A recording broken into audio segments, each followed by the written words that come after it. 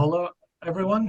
Welcome. Glad to see so many of you here for our workshop on the uneven and combined development of racial capitalism and South Africa's changing race-class articulations. We're very glad to have Sam Ashman here with us, the author of this article. She's an associate professor from the School of Economics at the University of Johannesburg. And we're also very happy to have Ilias Alami here as one of the discussants from the University of Cambridge. We're also still waiting on Jörg Nowak, who's supposed to be the second discussant, but we know that he will be coming. But until he's logged in, I think we'll just start and hope that he shows up. I think Jörg is in the audience. I mean, is he in the audience? Is he here? Then I haven't seen him yet. Okay. In that case, yeah. There is a Jörg. I'm not sure if it's the Jörg. I was gonna say it says Jörg, but nope, there he is. He's in the waiting room. Oh, yeah. It's a different two Jörgs. No. Just to confuse. Yeah. Sorry, yes, different Jörg. Let's give him a couple of seconds.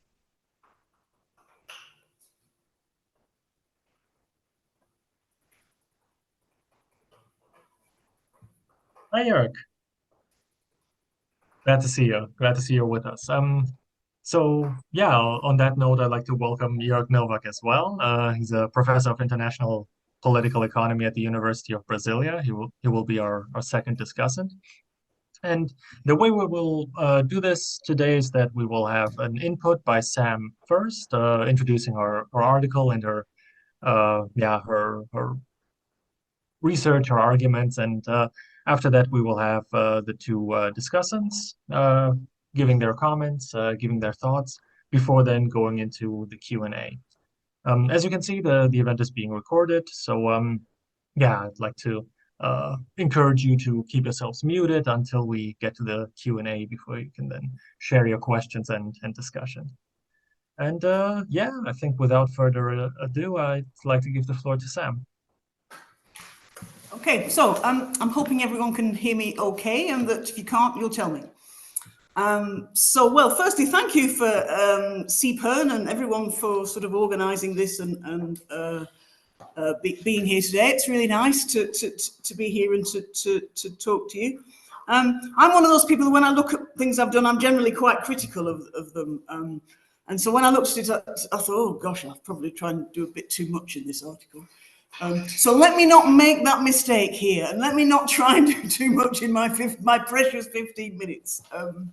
Let me just, I think, I'll just kick off with a few introductory points, and then hopefully we can have a good exchange, because I know that Ilias and Jörg do really interesting work in this area, so it'll be really good to get a kind of exchange of ideas and cross-fertilization and so forth. So my 3 points are going to be simply why I wrote the piece, what my thinking was in doing the piece. Secondly, a few thoughts about South Africa's particular racial capitalism, both kind of in its reality and in the ideas about its reality. Just a few points about that. And then thirdly, some points about the sort of the more general issues around uneven and combined development, but also around sort of critical political economy and global political economy more generally, because I think, you know, these themes are huge, and these are about kind of long-term research agendas and ways in which we understand the global economy and the ongoing structuring and changes in the global economy. And so I don't, you know, I'm not sort of claiming to have all the ideas in any way, because there's just too many things to say. So I'm throwing a few things out there. So firstly then, what was I thinking when I wrote the piece? You know, clearly there's renewed interest in the idea of racial capitalism, and that's clearly a very good thing. I would argue that's an extremely positive development, this renewed interest. There's a lot of work in the United States that kind of predates the murder of George Floyd, but then I think was the kind of snowballed after that murder of George Floyd, so it's grown subsequently. I think issues around it again are growing in critical political economy, which is around race and racialization, which again very, very welcome.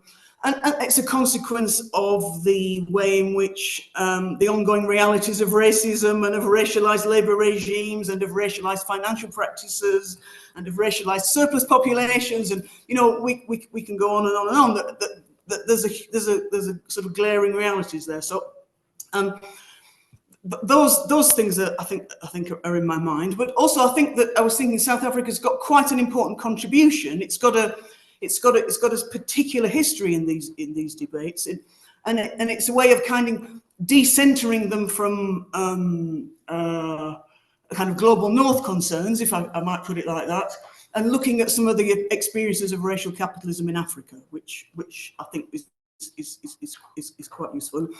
It's good to see that there's other work taking place that are also kind of rediscovering the South African tradition of racial capitalism. People might have seen Marcel Perret and Zach Levinson's work and so on. So that I think that they're important things. I suppose I was also thinking, I think that it's useful to think of the way in which there's the global system and the kind of uneven and combined development of the global system is a key shaper of specific forms of racial capitalism in time and space. So, very, very quickly we've got the idea, I think, that racial capitalism is not a singular thing, and that it helps not to think of it as a singular thing that always takes exactly the same form. But that racial capitalisms are embedded in a world system which generates them and also generates this change over time. And then I suppose the final idea I was thinking about, which I do think is useful, but is perhaps basic, the importance of key commodities in the emergence and the development of the world capitalist system. And in South Africa's case, that commodity is gold, and the central way in which the mining of gold reorders economy and society.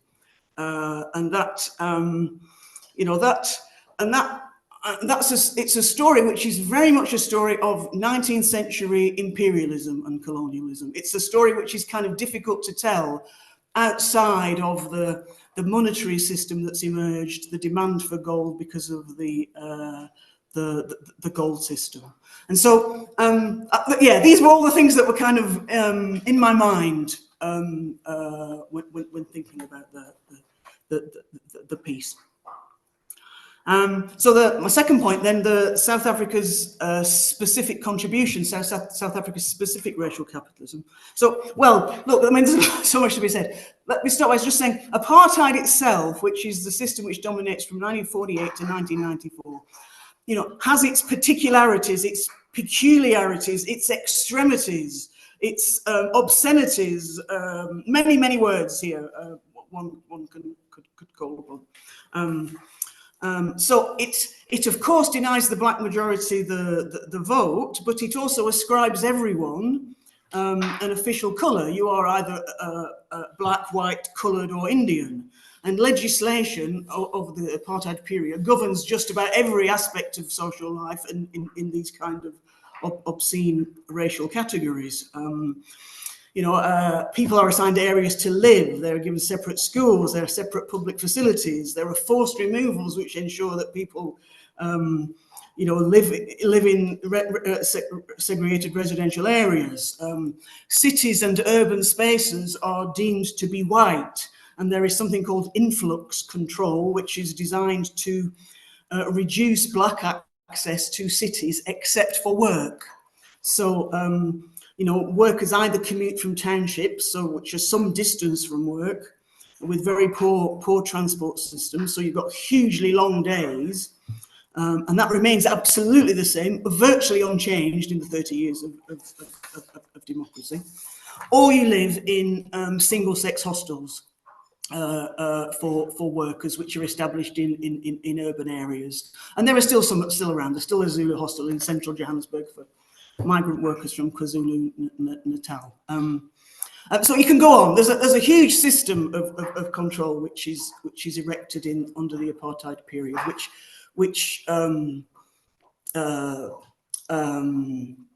in response to that, there's the racial capitalism. So the approach emerges in a particular moment, which is because in response there's a liberal argument which says really this apartheid system and this hideous system of racial segregation and racism across all forms of all areas of life is essentially a consequence of virulent Afrikaner racism, and it's a pre-modern form.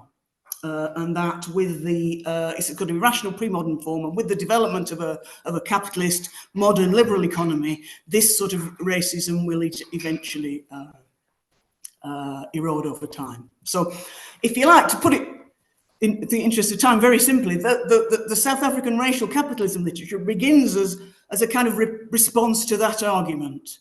It's a response which has a kind of simple argument, which says, well, actually, what we need to do to understand apartheid is to cast our historical lens a little bit wider and look at the period prior to the apartheid system in order to understand the system. Let's look at the foundations on which apartheid is built, and the way in which apartheid is built. The kind of migrant labor system, which apartheid generalizes and extends, is really constructed by capitalism itself, but particularly by mining capital and by the mining houses. And the mining houses are classically imperial entities, English-speaking European capital. So, this is not about Afrikaner pre-modern racism. It's about the needs of capital and capital accumulation. That in a nutshell, and that the foundations of modern South Africa are far from being in opposition to capitalism. Racism and racial segregation are the foundations of capitalism. And Neville Alexander, in one of his iterations of the argument, puts it quite simply that capitalism in South Africa is founded upon, and racial capitalism is founded upon, three pillars. Racialized land dispossession, racialized exploitation, and racialized job segregation. The job segregation, the latter referring to how skilled work was reserved for white labor, as Afrikaner elites sought to bind labor to them and to the apartheid project.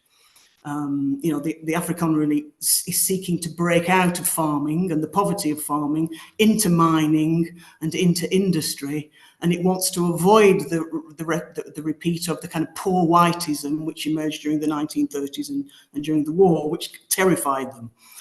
The kind of the social dislocation that period of poor whiteism they perceived as a threat.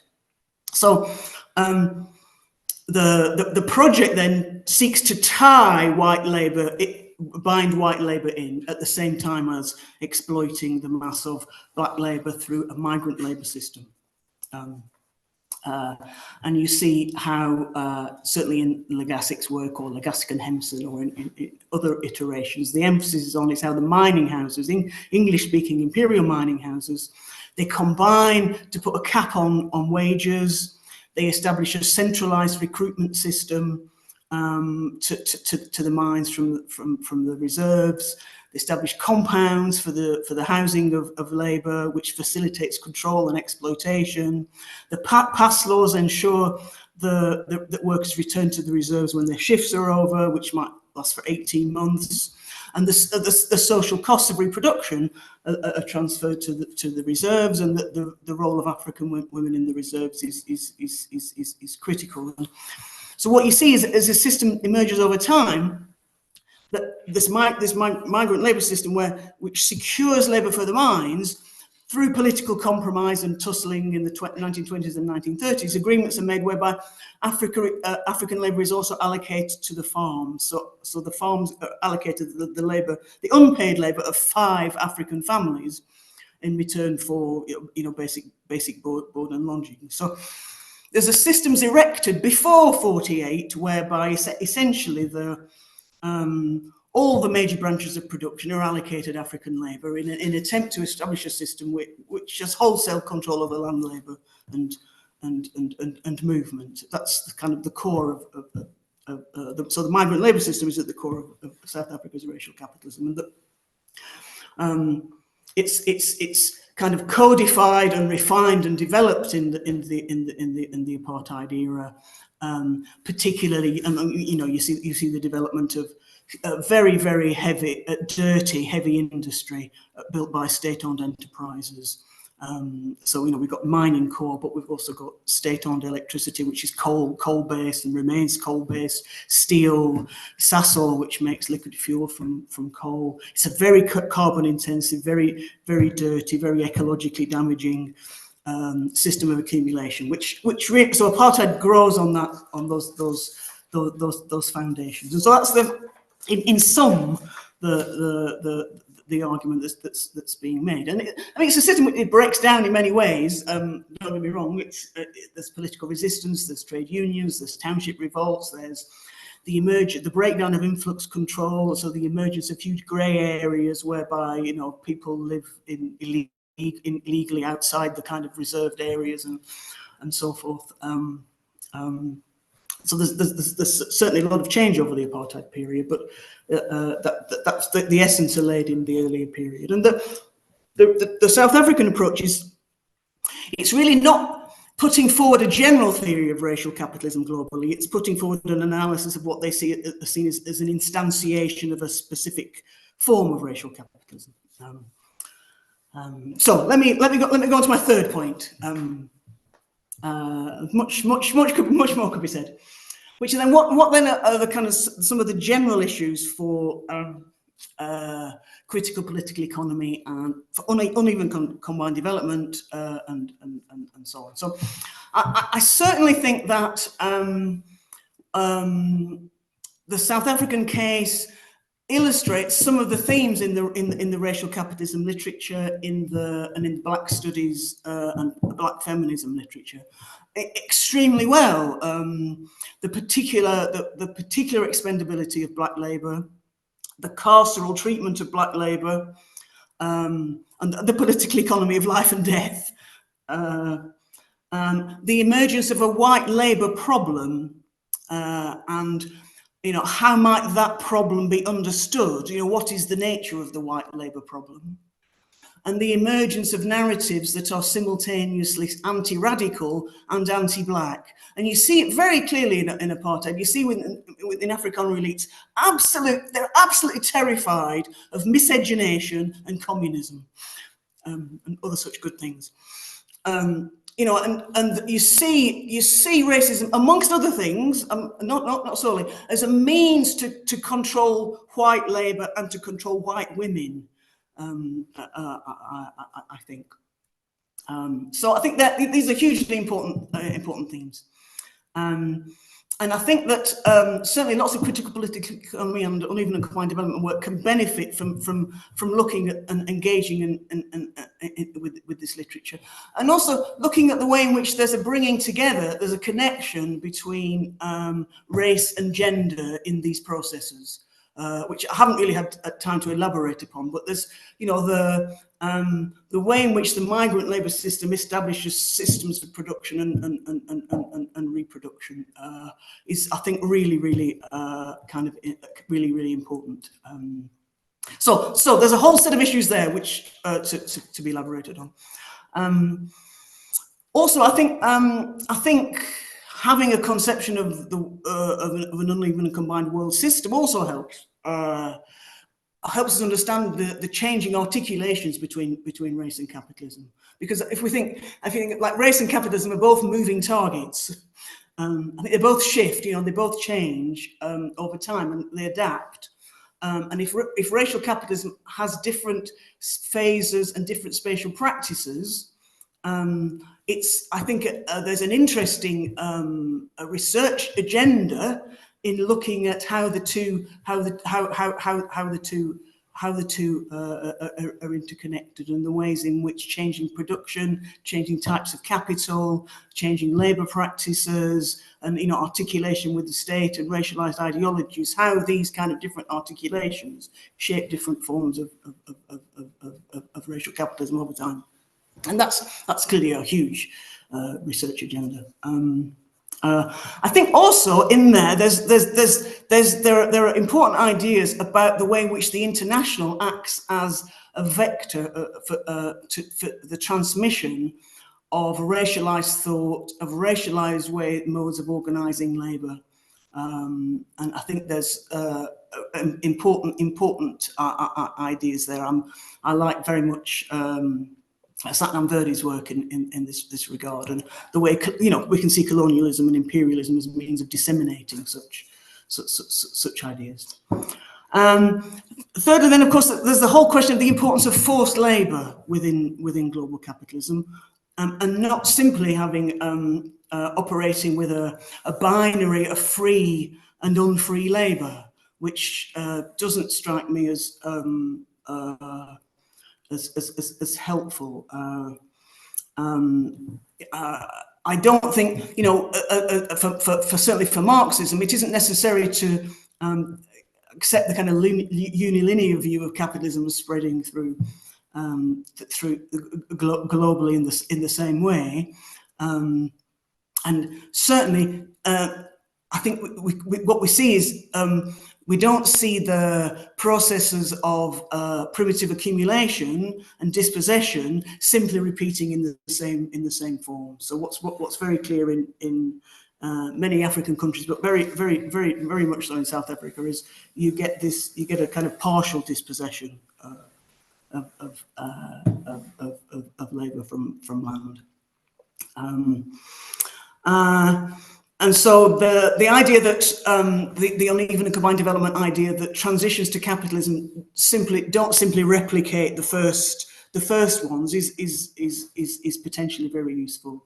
And then finally, because I think I should probably wind up, you know, I think there's a whole, it's very important, there's a whole research agenda. It's very important to see lots of the things that I'm talking about in relation to South Africa, but which apply elsewhere. These are not simply legacy issues. This is not something like, well, there's this historical past, which we simply failed to get over, the kind of new forms of racial capitalism kind of build on the kind of legacies of the past in important and continuing ways. But let me stop there. That's probably enough for my initial 3 points. Right. Yeah. Thanks a lot, Sam. Thanks a lot for your input, and yeah, really insightful article. The link to the article is in the chat, and I encourage everyone to give it a read if you haven't done so already. And yeah, with that, we'll move on to our discussants and hear their comments. Yeah, starting with Ilias. All right. Let me pull up my notes quickly. Yes, okay, ready to go. Well, let me start by saying many thanks to Siepern and Bernd for the generous invitation to discuss Sam's paper, which I think is terrific, and everyone should read it.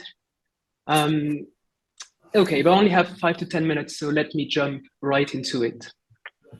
So I'll start with a couple of comments, which are fairly personal, in fact, and then I'll move on to some more theoretical reflections. So I'm glad to be discussing Sam's paper. I've known Sam since 2016, when she generously welcomed me in Johannesburg in South Africa for 4 months in 2016, as I said.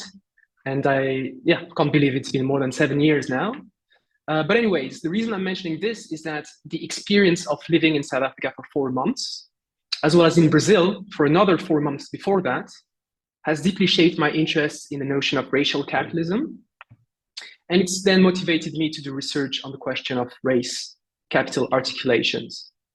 So at the time, I was doing a PhD in IPE, International Political Economy, at the University of Manchester.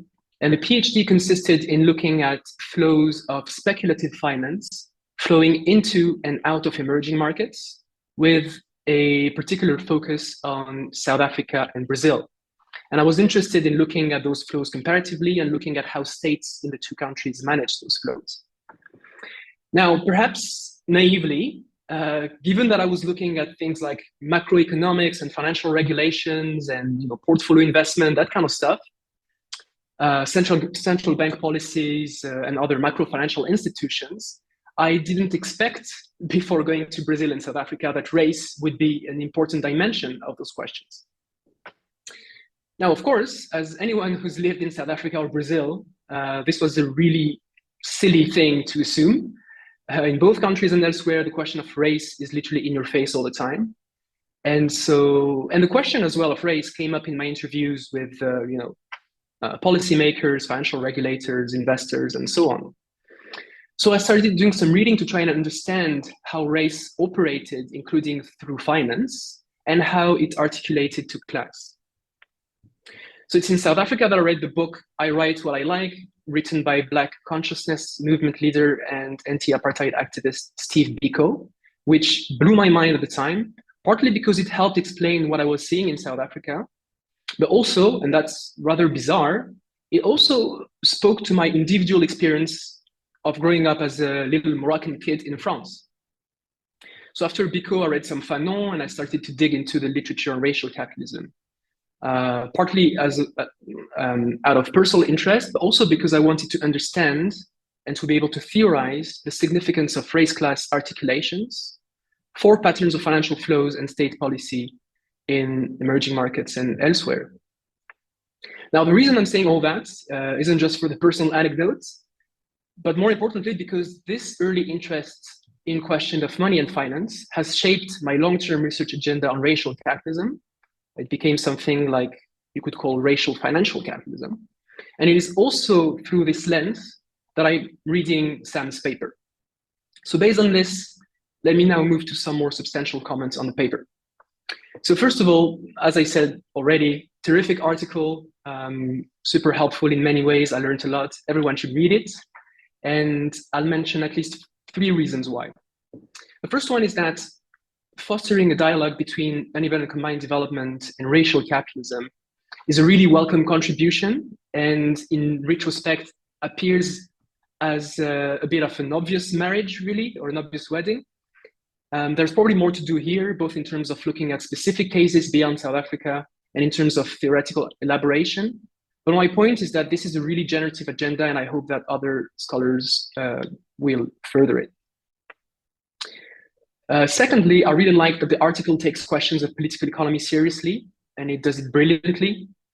Now, the reason that this is worth mentioning, so perhaps this is obvious to this group, which is a political economy group, but it's actually not. If you look at a lot of the literature in racial capitalism debates, and I know this is being recorded, so maybe I'm going to make myself enemies here, but at the risk of making gross generalizations, there's a lot of literature in those debates where the political economy, when it is taken into account at all, can be a bit gestural or a bit superficial. By contrast, Sam's paper here demonstrates that a racial capitalism approach can be grounded in rigorous political economy, and I think there's a lot of value in that. Thirdly, and now I'm going to speak a bit more directly to the case of South Africa in particular, I think Sam mobilizes the case of South Africa in really interesting ways.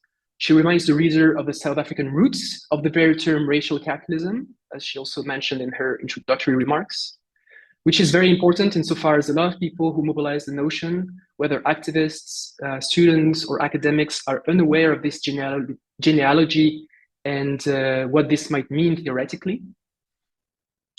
Sam also offers a really insightful overview of the specific history of South Africa and its particular brand of race-class articulations, and she shows how those are key to understanding the uneven and combined development of racial capitalism on a world, regional, and national scale. So there's this multi-scalar aspect, which is really interesting here, I think.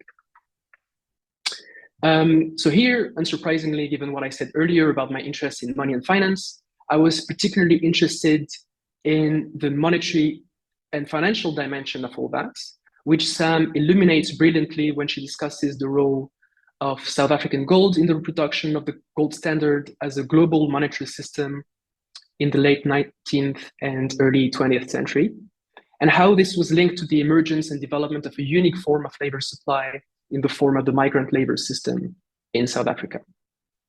Now, I also think this is interesting for educational purpose. So just to give an example, I teach a course here, The Political Economy of Money and Finance, and I I constantly try to inject a sensitivity to race and coloniality in the course. And I think this is a fantastic example to use. So yeah, I think we need more of papers which demonstrate those connections.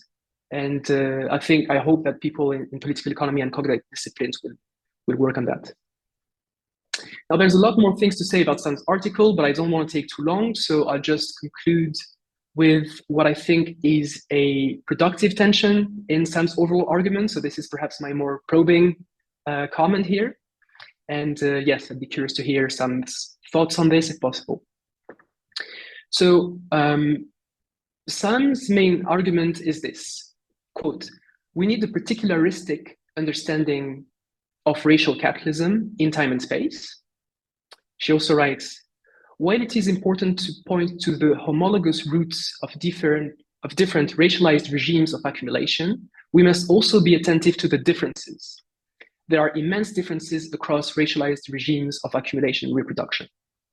And finally, she writes, "The racial capitalism literature is strongest when grounded in particularities which are shaped by uneven and combined development of the world system." End of quote. Now, I agree with all that.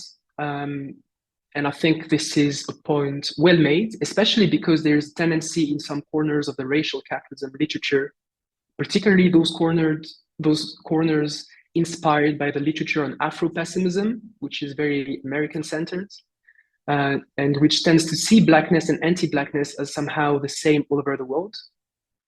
So I very much sympathize with Sam's call for an emphasis on conjunctural and particularistic articulations of race and class in time and place. And yet, and this is where my sort of objection is, I also think that we need abstract general understandings of race and class articulations. And this is not only because I think this is necessary to advance theorization of racial capitalism, that is as something that is more than simply documenting concrete instantiations of race and class across different contexts, but as something that is more than that, that's something that is capable of offering thoughts about how to think about those things across contexts. But also for the objective reason that capitalism is a system of abstract forces and compulsions, things like value, money, the state, and so on. And so we must theorize those abstract things as such as well. Now, this is absolutely not to say that this task of abstract general theorization is incompatible with the call for conjunctural thinking that Sam powerfully makes. But at the very least, there's a tension between the two, between the particularistic and the more abstract general theorization. And so I think that we need conceptual tools to address this tension. Now, the question, I guess, given that uneven and combined development is the primary conceptual apparatus that Sam mobilizes in this article, is UCD capable of doing this at all? So I'll leave it there. Thanks again for inviting me to give some comments, and I hope this was helpful. Hey, yeah, thanks a lot, Ilias. Thanks a lot for your comments, and yeah, obviously also some points potentially leading to what we can talk about in the discussion later on. Yeah, thanks. And yeah, with that, we'll come to our second discussant, Jörg. So yeah, the floor is yours. You are still muted. Thanks a lot, Sam, for the great paper. Thanks for CPERN for inviting me, and also thanks, Ilias, for the great comments. Very inspiring.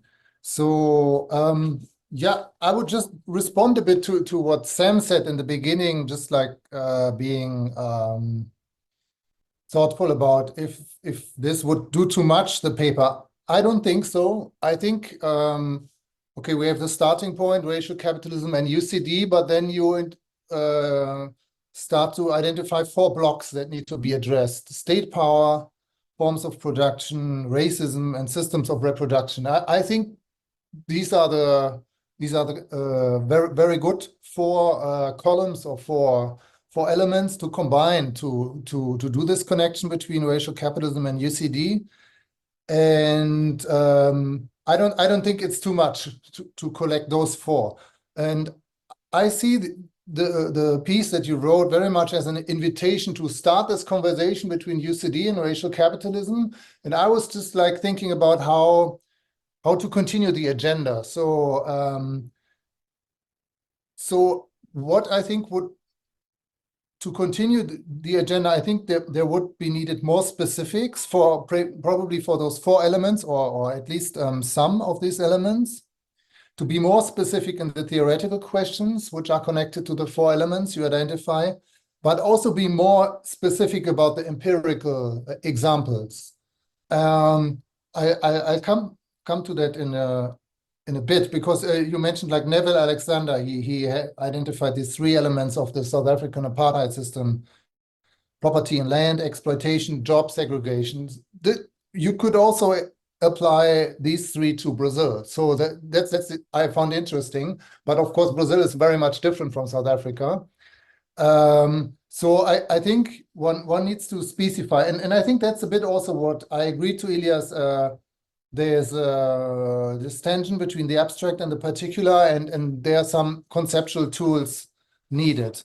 And I think one you already employ, this like idea of Stuart Hall, that the articulation between race and class sees like changing constellations. What could be done, like maybe compare a bit more over time how the constellations change in South Africa over time, because you name more what remains similar, what is the past dependency, so to say, with the mainstream language. But one could also look what changes, and but also to compare across space. So maybe it would be good to use to get into the debate with the realities of other countries.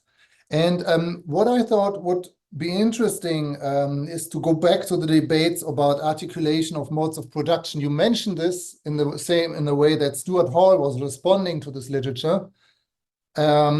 But I think they establish a bit the context for uneven and combined development, how to think these different forms of economy and how they are combined in a different way in every country, and how this is like connected with different systems of racial capitalism. So I think that could would be one example for these conceptual tools. And I think they could also, the important point you make about pretty commodity production, you cite this excellent piece of Yadav in your article. I think also this literature about articulation of modes of production can provide some ideas or responses about the pretty commodity production. So I'm thinking about especially the idea, like there's this article of Hamza Alami from 1982, where he says in the peripheral social formations that a good part of the mode of production of these social formations is located outside of these social formations, like in the form of colonial or imperialist capital. I mean, in order to think these kind of interdependencies from the national and the international, I think this debate, which was going on in the 70s and 80s about articulation of modes of production, could be very helpful. And then there's also the question of forms of racial capitalism outside of Europe. I disagree a bit, because Cedric Robinson mentions several times, he has a few pages on slavery in the Arab world. So it's not completely outside of his view. And he also makes a comment on how the Atlantic slavery is different from or represents a rupture to the other forms of slavery. So I wouldn't agree to this criticism, but the general criticism that like Cedric Robinson tends to ignore other forms of racial capitalism than the European racialism, I agree very much, and probably because there's a large body of work which engages with Robinson's work, but also criticizes it and adds the existence of other non-European forms of racial capitalism, specifically in Asia. So there's the work of Sheetal Chabria, Mishal Khan, Chris Manjapra, who write about this since a couple of years. And I think that would really add to the conversation to integrate this work, because they are already kind of doing this extension and also criticizing this America or Europe centrism of Cedric Robinson. And then also I think the point of social reproduction is important, or systems of reproduction. And again, the literature on modes of production is chiefly concerned with the question of how pre-capitalist modes of production, and maybe in the South African example, the small states, which were called Bantustans, how they serve, but we can use other examples from inside of Brazil.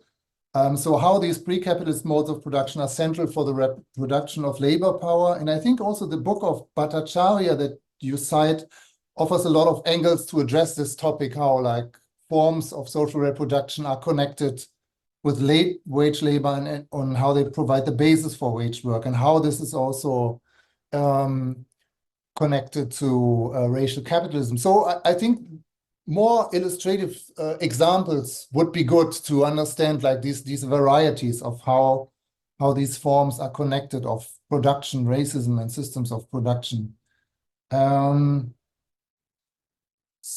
So do I still have time, or? So I think what's a bit shadowing also over the article is the work of Harold Walpe. So you mention it. You also say there was a criticism of on the functionalism of his work from 1972. But maybe it would be worthwhile to dig deeper into the work of Harold Walpe and develop an alternative approach, but based on a criticism of Walpe, because I think he analyzes a lot of this constellation of how these like different forms of production, reproduction are articulated, how this goes together with racism. I think there's a lot to be criticized also in his approach. I agree, but maybe criticizing him more in detail would maybe provide a good basis for an alternative approach. To close, I would just like mention these like 3 points you make in the article, and I agree with most of them. I would just like expand a bit on them. The first point, linear views have to be rejected. The other transitions to capitalism in the post-colonial societies are different. Yes, I fully agree. The other transitions are different. And again, from the 70s, there's already literature about these other transitions since the early 1970s. So there's Pierre-Philippe Rey, for example, or Barbara Bradby, and some others. So like Rey agrees with Luxemburg that in the post-colonial societies, the transition of capitalism has to be done by violence, by colonial violence, because otherwise there's not such a smooth transition as has been from feudalism and capitalism, which was also not that smooth, but maybe different, in a different form. While like Barbara Bradby, for example, says like, no, she doesn't see the necessity of violence. This would be done through market exchange. So maybe it's interesting to go back to this debate, how these like other transitions are conceptualized, the role of violence or the market. The binary of free and unfree labor is not helpful. It's the second point. I would say yes and no. On the empirical level, if you compare across regions and countries, I would say yes, of course. There's no kind of standard to really distinguish between free and unfree labor. But in the concrete situations where there's somebody on the labor market, there's always a polarization into freer and unfreer forms, which are available to specific groups.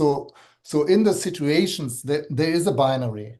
I mean, it can't be an analytical binary, but if you're a person who goes to the labor market and you see what are the opportunities available to you and you compare to other groups, there is always a polarization. And I think it's also political, ideological identities who are then attached to those opportunities on the labor market, which also creates a polarization. So maybe we have to differentiate between the analytical level we are talking about when we talk about free and unfree labor. But I agree on the empirical level, there's no, there can't be a binary. It's a lot of gray zones. And then reject Eurocentric understandings of social reproduction. I also completely agree. I found interesting, I always remember this article from Carl von Holt from 2002, where he compares the migrant workers in the hostels and the Black resident workers, and how their different forms of social reproduction also led to great fissures and conflicts in the trade union movement itself. I just found that he provides a very nice example. So I think bringing more of this kind of more detailed examples could help us understand how these things unfold and how also the different systems of social reproduction also create then conflicts within the Black workforce. Yeah, thanks a lot. But it inspired me to a lot of points to read your piece. So thanks a lot, Sam. It's a great contribution. Yeah, thanks a lot, Jörg. A lot of thought-provoking points and a lot of points that we can discuss, definitely. And yeah, speaking of, so with that, we will be moving into the Q&A and discussion. So yeah, everyone, if you have questions or comments to anything that was just said, just raise your hand either with the function or turn on your camera and wave at me and hope I see you. And yeah, so the floor is open, basically.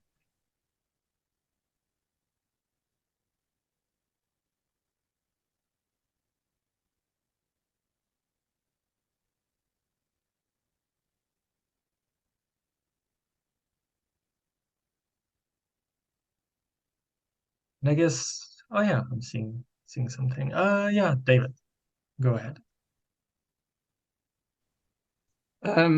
Well, look, Sam, I had a quick scan of your article and appreciated it, particularly at a conceptual level. But let me just comment on 3 points. First of all, the conceptual level of racial capitalism and the use that mainly Martin, but I also, made in the anti-apartheid struggle. Now, why and a reason for its use.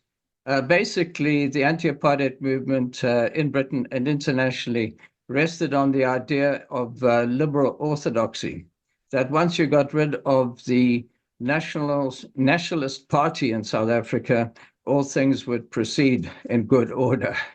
And we wanted to put forward the view that the basis of race and class in South Africa arose from the history of capitalism, and that the development of capitalism accentuated the crystallization of the term race and, of course, of ethnicity, although we didn't add that in as well, too, particularly in relation to the colonization and management of different Black groups. And so, it arose in a sense, from political necessity to clarify the ideas that in South Africa we could have a non-capitalist, in fact, a socialist formation. And the only way this could be explained, particularly in a popular audience, was using the term racial capitalism. And by the way, it was the last chance that we ever had at anti-apartheid platform to use that exact expression. It was not to be tolerated. Secondly, just a quick point in relation to free and unfree. My thesis on the dock workers of Durban relates very much in detail to the development at a municipal level, at a city level, but also at a state level of the classification of relatively free dock workers. That was, in other words, to say they worked by day labor, not by long-term contract, and to isolate those workers, to tax them, and to force them into a situation of racial control, which was also class control. So the 2 points are simultaneously applied, but with every point of resistance, there tended to be a more specific articulation, as you use the term codification, of racial practice, and the workers in the end were paying for their own repression out of forms of systematic, taxation. And the term free, well, obviously those were all coercive, relatively unfree in terms of contract labor. It wasn't exactly forced at a gunpoint. But if you entered into employment, you had to be in a master and servant contract, and that's what the tocht workers, who later were the dock workers, managed to evade, and every evasion led to further codification. So that was a point. And in the freedom now that we see in the labor market is the freedom, although there is still the remains of rural despotism in the rural areas, and the chiefly system is very important in terms of the current politics of South Africa and its past politics, and as a remnant of the whole colonial era, which is enforced, well, not enforced, it's actually there enshrined in the Constitution. Now we see free form of labor in this sense, that we have a massive industrial reserve army of labor. In other words, you're freed from the land. You still have some links to the land, but basically the majority of people, when we have an unemployment level of 37 or so percent, labor is effectively freed from land. And is available, for different forms of cheap labor. By the way, just one point in relation to the cheap labor system. I think we do need to look at this, and I'm trying to develop this further because there's some misunderstandings about how exactly, the whole system worked, and particularly in relation to the chiefly system, which I'm gathering information on. And then just finally, there were different routes to racial capitalism, even in South Africa. For instance, in Durban, we had the notorious Durban system, which, as I mentioned, taxed African work seekers to pay for their policing. Effectively, they paid for the entire system of repression if they wanted to get access to the city. It wasn't directly related to the mining system.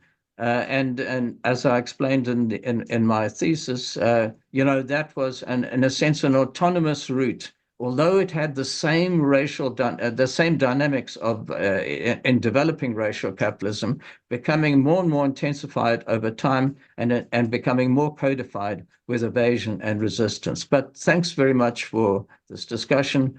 I think a renewed look at all these issues in terms of uneven and combined development is exactly what we need. Thanks a lot, David. And if people haven't seen it, Patrick has actually put up a link in the chat to some of the work that David's been referring to. So thanks a lot, Patrick. And are there any other questions and comments? Oh yeah, Patrick, go ahead. Hi, dear comrades. If nobody else is on, let me just see if I've got, there we are. A couple of quick points. One relating to where David was coming from, that there are a lot of micro contingencies. And I really like the way you did that, Sam, to identify, especially probably the most sophisticated way of asking, did capitalism need racism at particular points, was the periodization by Ben Magubani. And I actually think that brings me to a bigger problem, which is, can we theorize race within capitalism, or is it intrinsically contingent? I do think, the biggest gap, in my view, dear comrade, and we have to keep talking about this, is unequal ecological exchange. That is a free gift of nature. South Africa has extraordinary depletion of natural resource wealth. Where we are here, Sam, we had half the world's gold. It's gone. We've got holes in acid mine drainage and Zama illegal miners. Now, if the ecological aspect is part of accumulation by dispossession, a permanent process of primitive accumulation, that we can theorize. And I think Rosa Luxemburg in her 1913 book did that. She didn't do that well, and certainly Harold Wolpe didn't. His wife, Anne Marie, did at the second, which is gender, because of the social reproduction. I think Jörg was bringing that in very well. So unpaid women's labor, especially in migrant labor systems, where the so-called cheap labor thesis of Wolpe works really well if you are also a feminist concerned about social reproduction. But for race, right? So ecology and gender, can we theorize race? Now, to me, I'm asking because I don't really know. The tradition I come from is the uneven development. Isn't UCD from Sussex and interstate rivalries drawn from one paragraph in Trotsky, but it's Neil Smith and David Harvey's geographical attention, scale attention to articulations of modes of production as a moment within uneven development. So those are two traditions of uneven and combined development. They don't really talk to each other, do they? And I'm wondering where we go with it. If you want to say, well, he was functionalist, absolutely correct. He actually made a U-turn, didn't he? From 1972, apartheid was necessary for South African capitalism. By 1988, in Race, Class, and the Apartheid State, he changed his mind. It's a conjuncture. And you could actually deracialize this very extreme form of capitalism here. So that is actually a wonderful question for us all to mull over. Do we, in especially Marxist versions of political economy, do we have the arrogance to make a general theory of race and class? Or is it, I think, as Magubani shows in his work, you have the references of, people don't know, Ben Magubani. I think he was our greatest sociologist here. He died, I think, in 2007 or 8, but the 2001 analysis for the World Conference Against Racism about periodized super exploitative processes where capitalism used race in very different ways. It's a seminal piece. So I'm glad you're there. And I kind of conclude, hey, we shouldn't be talking about racial capitalism as if it's a theorizable, generalizable phenomenon. It's very contingent. So I think we're in the same space there. What do you think? Hello, Patrick. Yeah, these were already quite a few very, very in-depth and very thought-provoking comments. And yeah, in that sense, I don't know, Sam, if you feel like responding already at this point.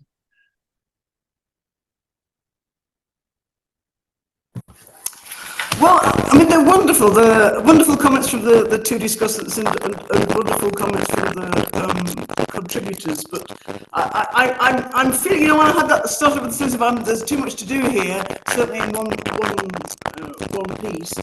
This feeling is not going away. This feeling is merely growing.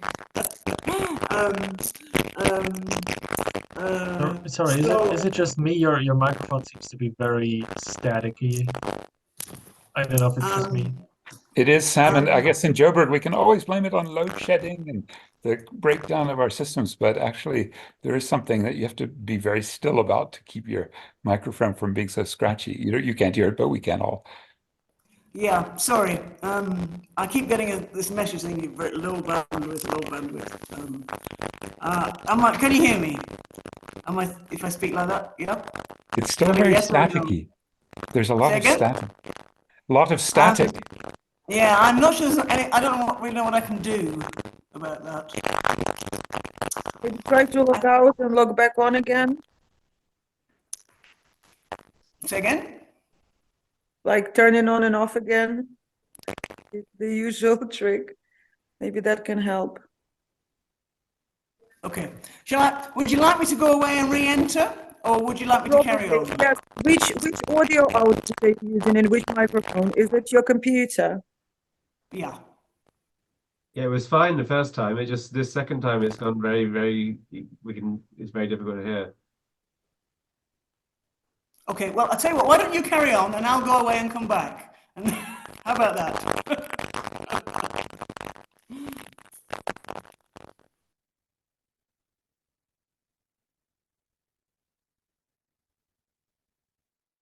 Hey, I guess until Sam comes back, I don't know if Ilias or Jörg, if you had any immediate thoughts about some of the other comments that came up.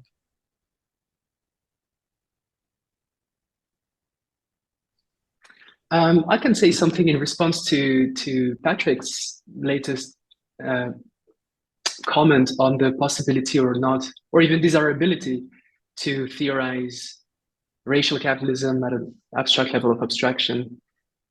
Again, I think I agree with all that you said, and yet there might be more to it. So, you know, we know a good deal about the probable need of capital to rely or to be predicated upon a form of social difference. I think there's a lot of convincing argument, both historical and logical, about how capital as an abstract thing function and as really existing capitalism, which says that yes, capital and capitalism might require the continuous production and reproduction of social difference. Now, I think the question mark is, does this social difference have to take the form of race? And this is where there's more, perhaps, room for debates about the contingency of race assuming this role or not. But I think there's those two levels, right? So like the question of social difference, which in some some formulations of racial capitalism is quite explicit, that we do know that race might be contingent, but this contingency is sort of embedded in a systematic requirement, which is the question of social difference. Now, we don't argue necessarily that social difference has to take the form of race, but there's a sort of a tension between those two things. So yeah, I guess that would be my answer at this stage. But likewise, I'm sort of agnostic on those questions and keen to be convinced in one way or the other, really. Yeah, maybe I can chip in on this point. Because, yeah, on the one hand, there's contingency. I mean, race is working in a different fashion in different societies, and there's also some change within the societies. But if I look at Brazil, and where I am since a few years, once it is installed and is connected to social and economic inequality, it can be very persistent. So, I mean, that's the point. We can say, yeah, okay, it's contingent, it looks differently. In Germany, for example, it changed a lot, like who was marked like as like racial inferior. First it was Italians and Spaniards who are in the 50s and 60s who are now seen as rather integrated. Then it was Turkish people, now it moved more to Arabic people. I mean, this kind of ideological moments can change a lot, like who is being like strongly marked in media and public opinion as kind of dangerous racialized populations. But then if you look at both at the global level, like, and there comes in unequal ecological exchange or environmental racism, which is a term which continues to be debated a lot in Brazil because of the effects of climate change and who's been hit by the floods and whose houses are being destroyed by floods, which was happening a lot. So these things, I mean, it's very persistent and there's very little change. I mean, there's change in stuff like, okay, now there's a lot of stuff in the media about Black entrepreneurialism, like in Brazilian TV. So there's like more this positive images of Black people. But then who has the access to the resources, to education, to health services, and so on? That's all very static. I mean, there's almost no change. So I think we see different levels and there's some contingency, but I mean, I'm now talking more about Brazilian society, but here, like racial hierarchies, apart from some changes and a bit of a Black middle class coming up, which hardly exists, but then in the big picture, it's very static.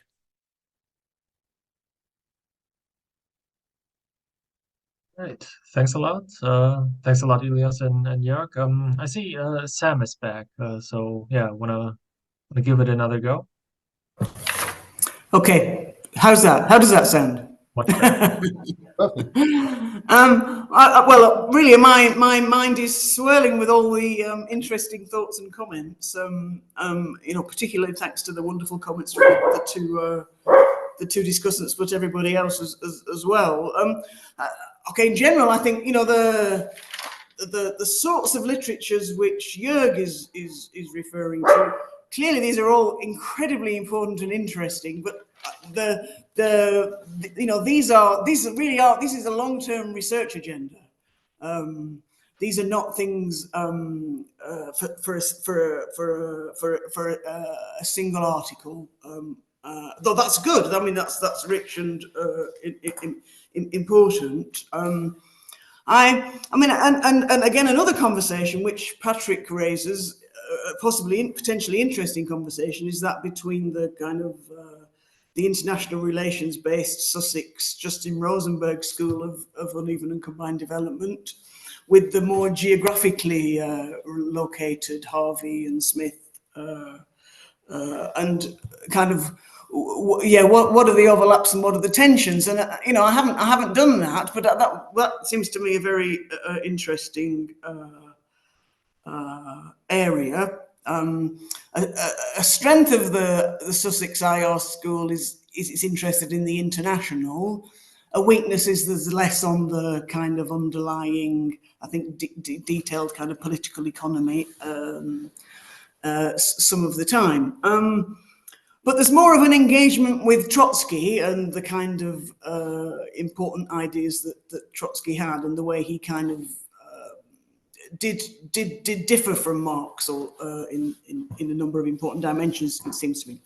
So there's an interesting conversation there, but I'm certainly, I mean, I'm trying to chart my own personal course, if you like, between class reductionism and race essentialism, and you know that I sometimes feel I'm walking in kind of quite difficult terrain, you know, and it's easy to kind of fall over, and I think, you know, the level of debate and the extensive nature of the debate is an indication of that this is inherently tricky terrain, and there are many questions I also too am open to being convinced about. So on the question of the possibilities of general theory relative to contingency and particularities, I have an open mind on some quite important things, is the honest truth. I find Stuart Hall one of the most insightful contributors to these debates. But I'm not sure I know. I mean, clearly, as I think Ilias was saying when I came back in, clearly capitalism requires inequality, it requires social difference, it reproduces social difference, it draws on old forms of social difference and reshapes them in new ways and so on. Well, whether it's essential that race is one of those, is that, I think that might be the question. I'm not sure I know what my answer is. So I'm a work in progress, and I'm extremely happy to be a work in progress on this, in all honesty.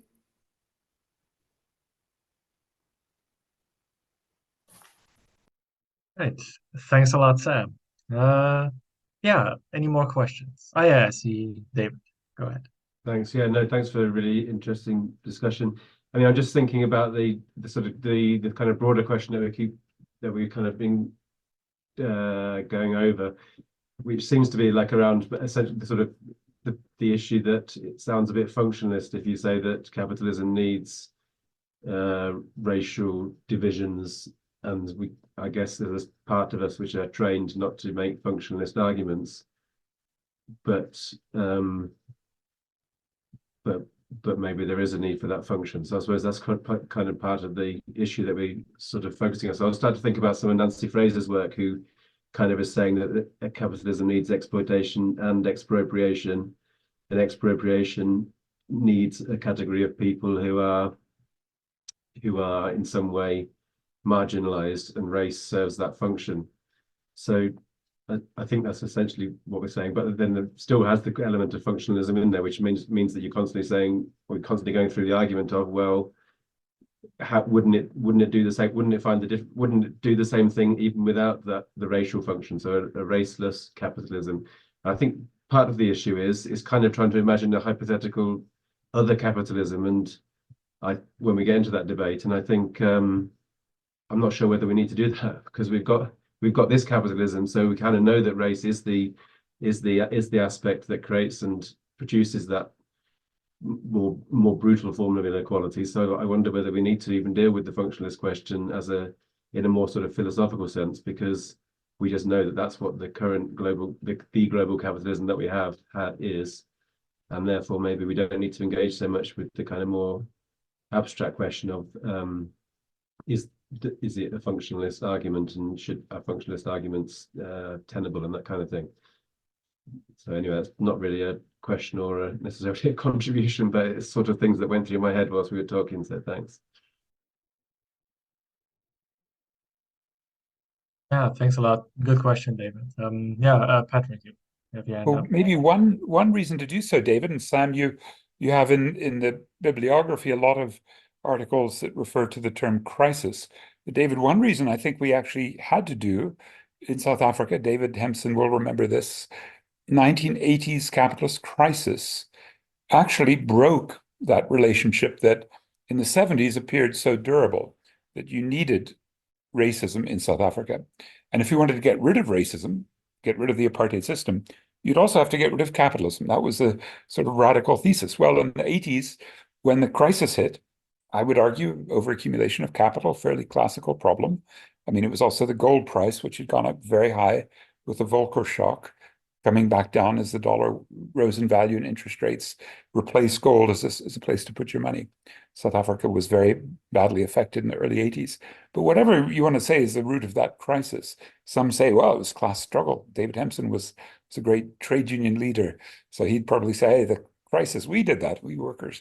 Whatever your theory of crisis, it was the reason, I think, to move to a point, because the damn liberals would say, we told you so, that if you let capitalism provide the meritocracy, then the racism will be washed out by the extent to which a rational capitalist will not be so racist. They'll even let Black people live as permanent residents in the townships and give them mortgage bonds and, de-racialize capitalism as a natural phenomenon of a modernization of South African capitalism. That was their line. And that was because of the prosperity of capitalism.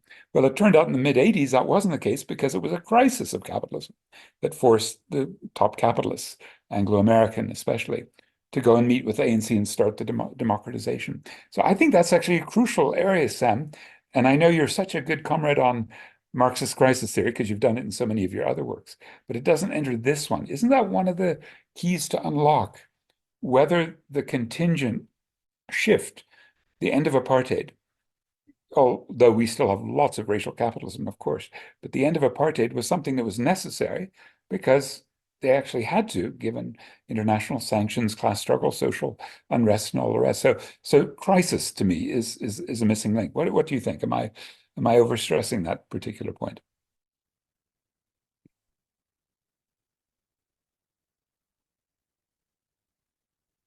Thanks a lot, Patrick. Maybe to follow up on that, maybe because you touched upon something that I've been thinking of as well, which is the dimension of resistance and the dimension of how this particular integration of racism and capitalism informs the way resistance movements develop, informs the way resistance movements define themselves and organize themselves. And I would honestly just love to hear people here elaborate a bit on that, how that developed in South Africa specifically, in terms of also overcoming apartheid, and also in terms of the question of, again, to what extent you think this is generalizable or contingent, and what basically we can draw from that. Yeah. Question to everyone, basically.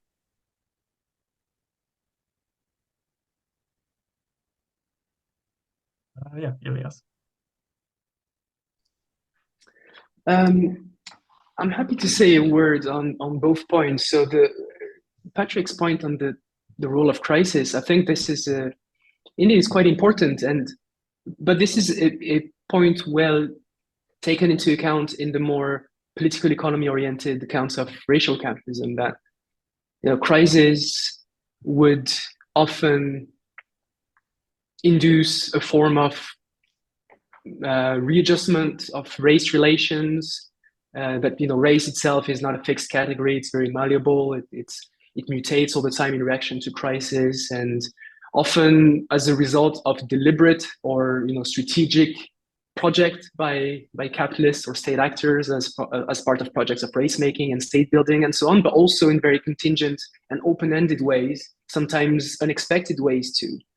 So yeah, I do think that's as you said, I entirely agree with you. The notion of crisis is key, not to fall into sort of functionalist trap as we try and understand the relationship between race and class.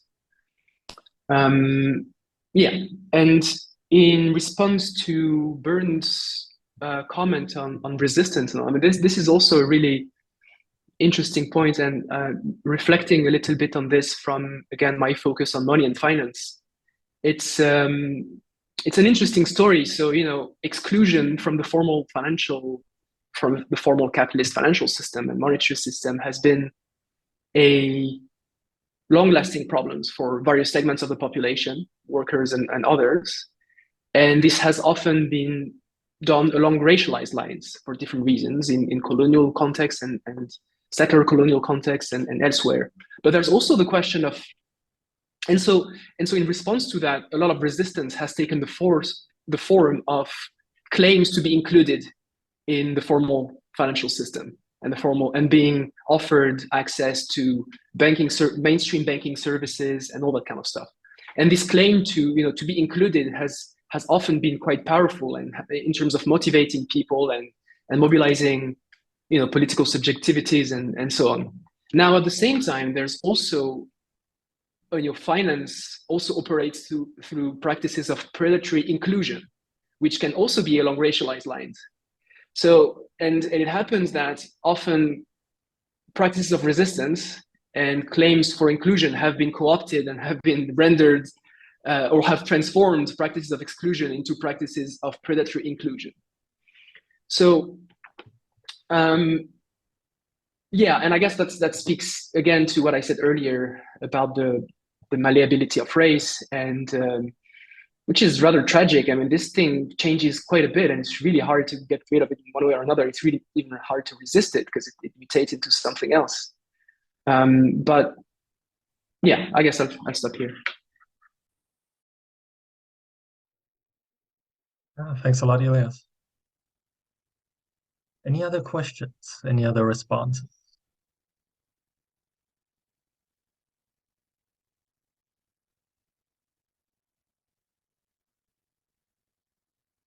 Hey, if not. Well, maybe could I ask Sam to also elaborate on another concept that you've been at the cutting edge on, the minerals energy financial complex. So there's all these wonderful debates in CPERN and all over about whether financialization should be read in Keynesian ways by Marxists, whether it's a useful way to sort of think about potential alliances. But you've done much more with that to think, Sam, about how finance is integrated with the corporate form and the illicit financial flows. What was one of your articles? Amnesty International. Anyway, so if you want to also think about how a racial capitalism that doesn't work so well for Anglo-American, and they now are in London and they've done the pass the trash on their coal company. Anglo Coal is now Tongela, it's a local company.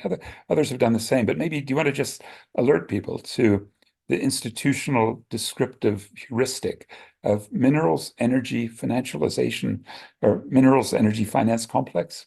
Because that's very useful, I think. It helps people to really come to grips with what it is that the struggle is also around.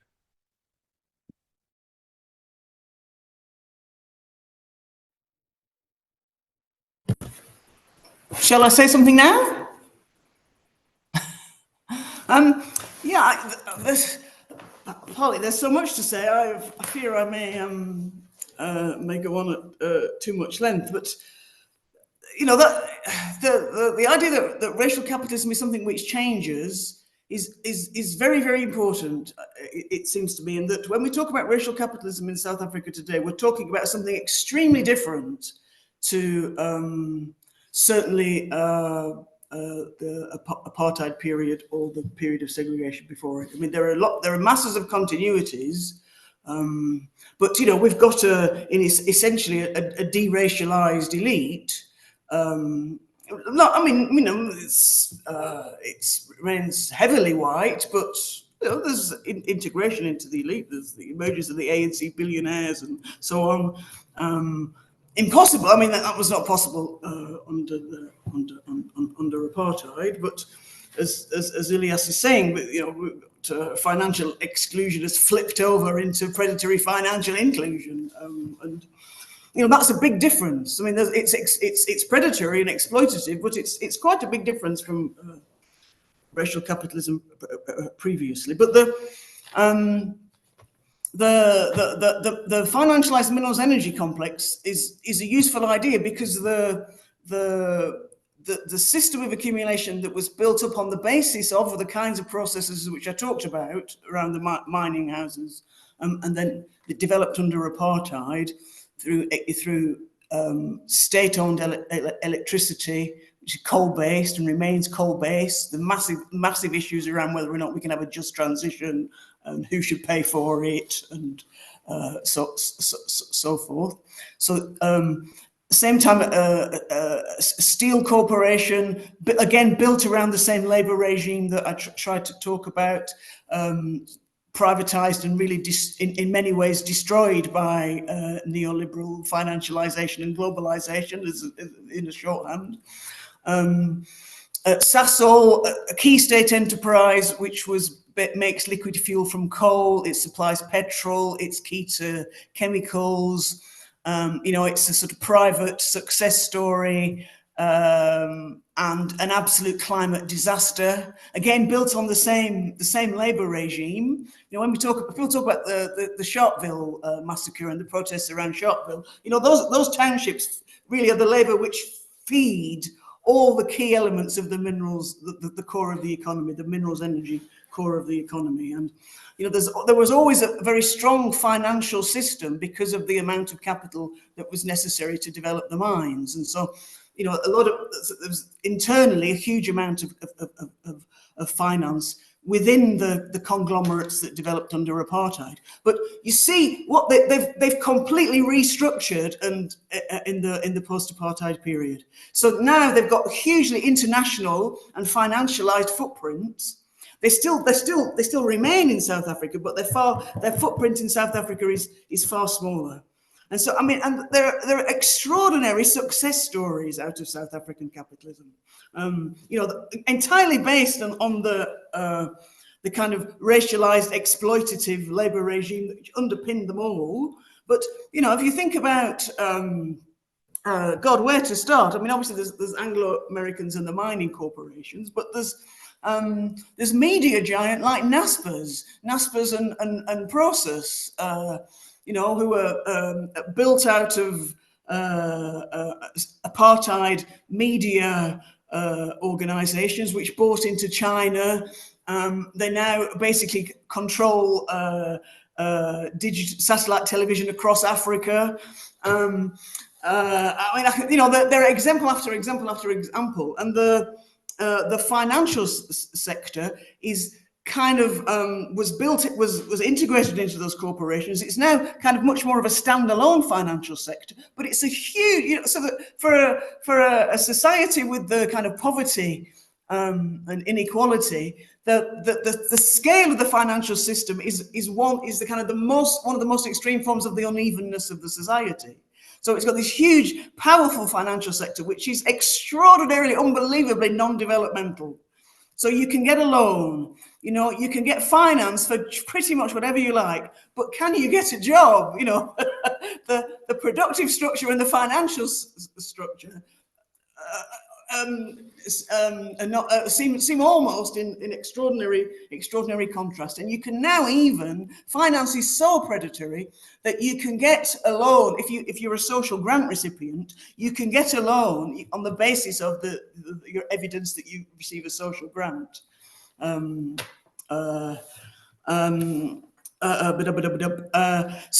the mining sector remains central. I knew I'd go on. I knew I'd speak too long. I thought the mining core remains absolutely central, but kind of restructured and very global in its outlook. So mining still, 45% of exports across the post-apartheid period. But shrinking employment. So it's hugely extractive. Both mining and finance are hugely extractive.